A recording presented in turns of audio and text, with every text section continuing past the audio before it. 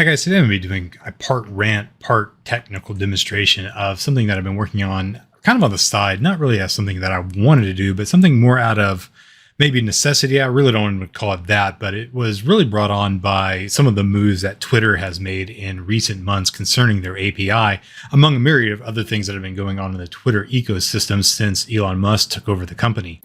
So there was a lot of changes that Musk made, mostly to the personnel when he did take over the company. He laid off basically the entire upper management, and a lot of the people that were in the engineering staff walked out, and many of those were laid off as well. So these layoffs and whatnot had a lot of public backlash against Elon Musk and the company Twitter, because a lot of the people that were there were doing some really cool stuff. But after they left, it felt like there was a big hole in the company because it became really hard to get support for things. So after a lot of the public backlash died down, they started making technical changes to the platform. What they were doing with the technical changes was trying to figure out new revenue streams in Twitter. So they were starting to charge money for things that had previously been free on Twitter. So the one thing that impacted me probably more than anything was the fact that they started charging for the APIs. So they announced that they were going to remove free access to the APIs, only to come back a few months later to say that they're going to reinstate it as a free API, but it would be very limited to the number of posts that you could do with that API. So this really didn't impact me very much because I only have a couple hundred followers, and if I got off the platform, no one's going to cry or no one's really going to miss me. But for other people that have a large following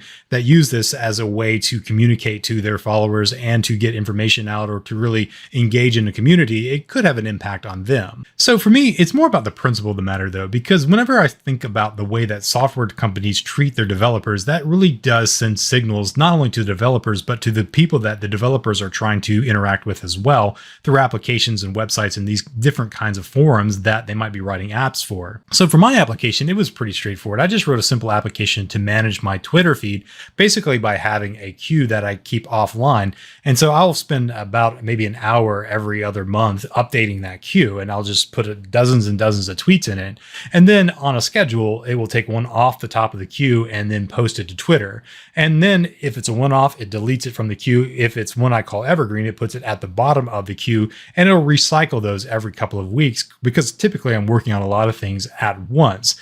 And with this, I also have some categories that I'll post about. I post about tech and I post about writing and authoring and that kind of thing. So there's a lot of things about this application that are very specific to the way that I use Twitter. So when a company typically makes changes like this, they typically will have a long tail to them. They'll give you several months, maybe even years to move off of an API or to find something else. Now, Twitter, when they made these changes, they did them pretty abruptly without much notice. Now, a guy like me didn't have a path forward. They wanted to charge $100 for their so-called basic tier to post things to Twitter using the API. Then they came back and said, we're going to reintroduce the free tier.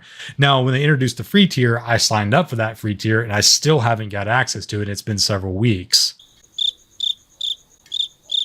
So this leaves very little recourse for a guy like me. The way I see it, there's three options. So option number one is just to pay the $100 a month for the basic tier, but this seems like a ripoff to me. I don't really want to pay Twitter anything to use their API to post tweets to their platform.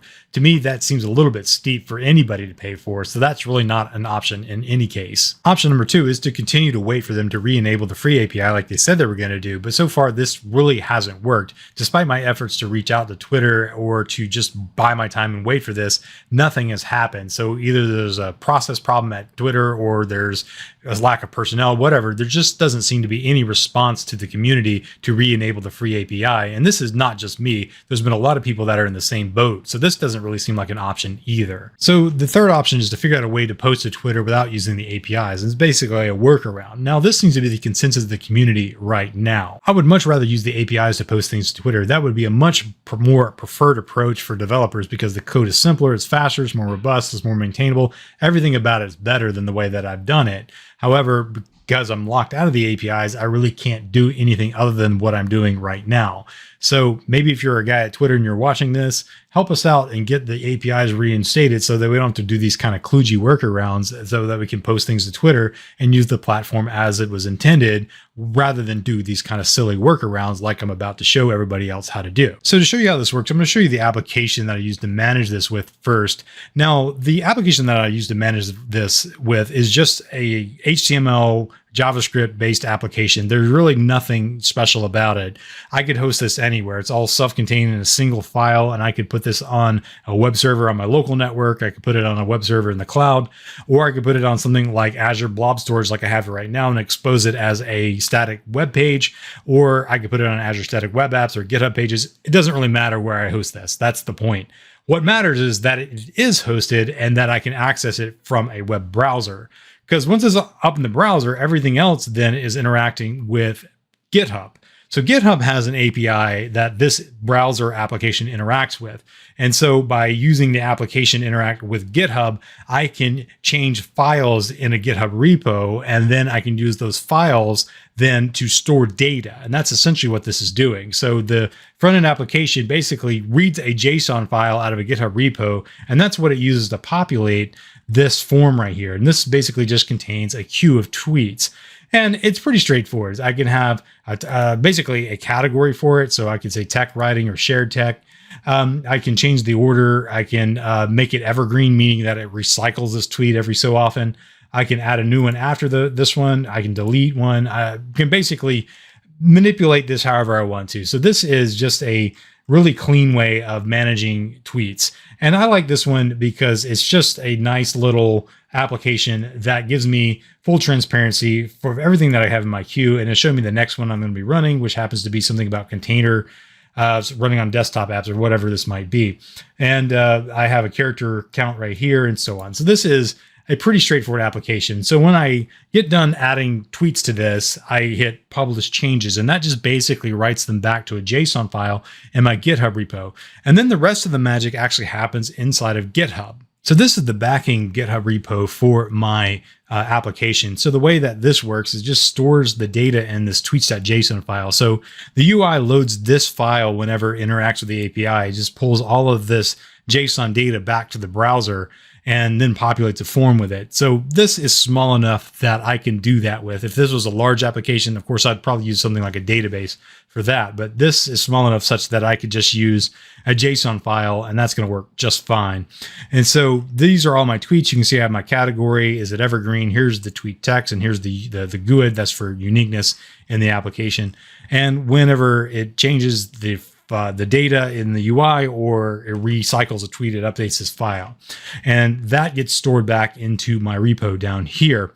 Now, the automation happens in twitter.js, which is Node.js, but this is just the index.html. That is the HTML file that drives the UI application. Twitter.js contains the automation using WebDriver. So WebDriver is basically a automation tool for basically simulating clicks and interactions with a browser. So if I was using an API, I don't even have to use a browser. I just post to the API using HTTP posts, and that works fine. And that's going to work for most kinds of APIs out there because it's just a clean way of interacting with a server. But this is kind of kludgy because it's basically trying to simulate what a user would do if they were trying to post something to Twitter using the web browser. And you can see that I have the process mapped out down here. And basically it goes to a URL. It basically goes to a logon. And then it waits for the page to render. Then it says, here, put in the username. And then it puts in the username. Then it says, click a button. And then it waits for the password to come up. Then it puts in the password and it waits for that to go through. And then it pulls up the form to tweet with. And then it waits for that to render. Then it says, here, populate the tweet. And then it puts the text in for the tweet. And then it waits for something to happen there. And then it finally clicks a button. It says, find the button. And then it clicks it right here.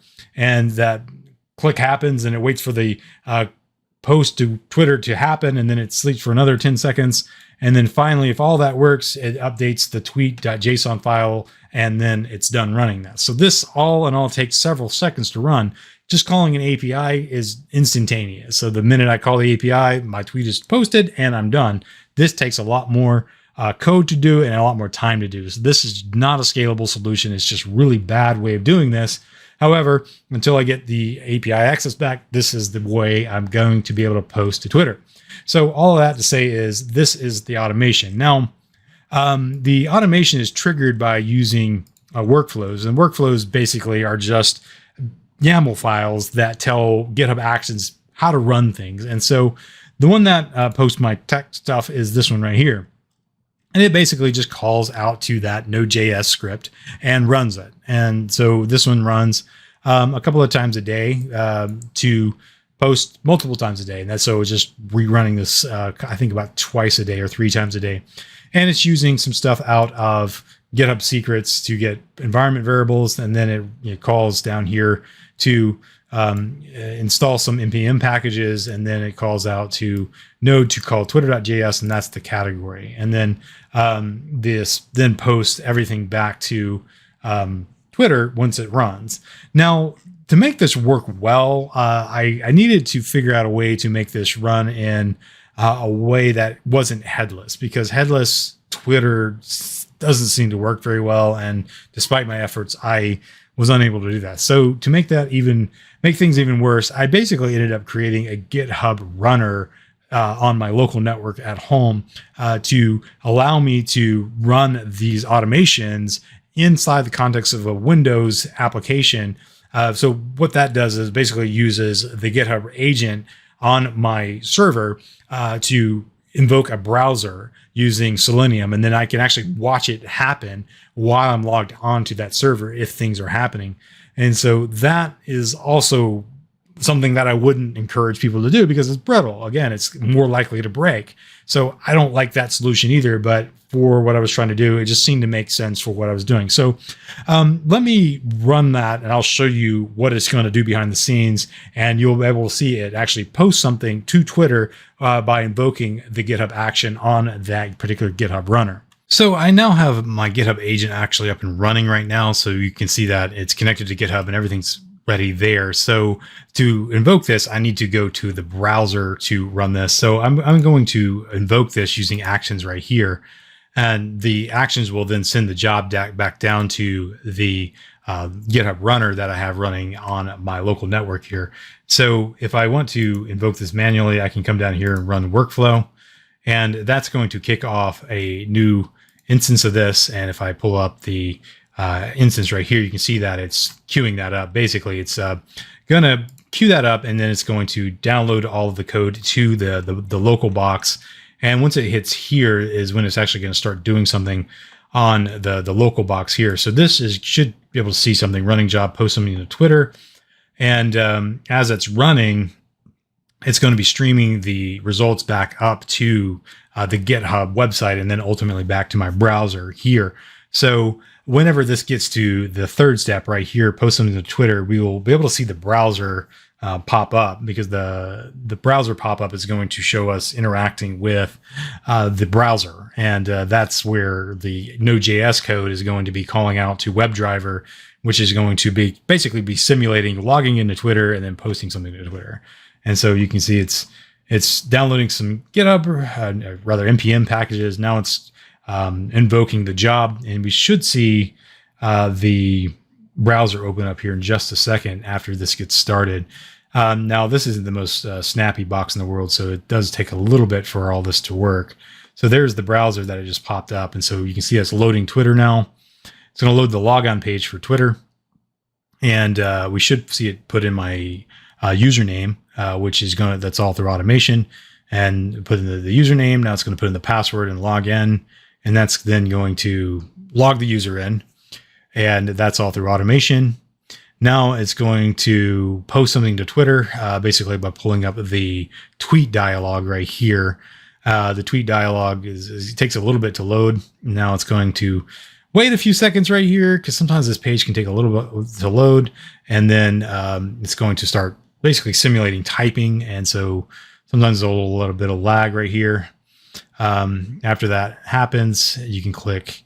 It's going to wait for a little bit, and it's going to simulate hitting the tweet button, and then it's going to post that, and then it should close the browser when it's done. So that tweet did get posted, and it looks like that is working. So now everything is up on Twitter. It waits for a few seconds, and then it's basically going back to the job right here to finish up. And it will close the browser right here after a few seconds after this gets done running. And so you should be able to use something like this for running things on Twitter or whatever. I don't like this level of integration, but it does get the job done. So once everything is checked back in, then the job is done and it'll schedule a new one and it'll run that one whenever it's finished.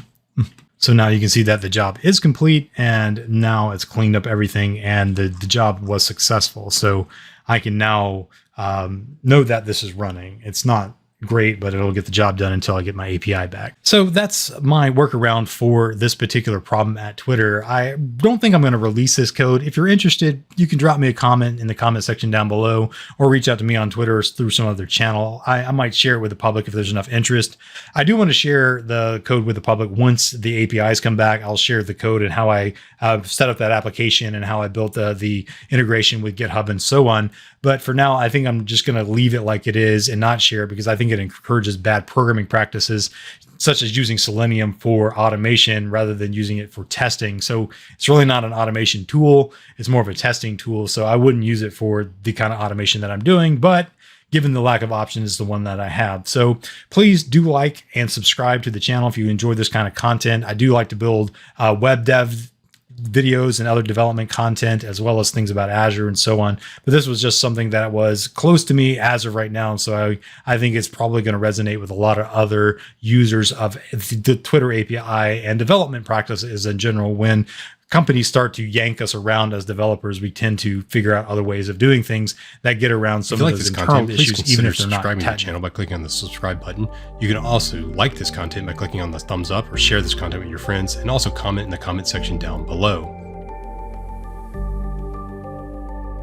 You can also find me online at www.blaze.net or on Twitter at @TheOneMule. And as always, thanks for watching.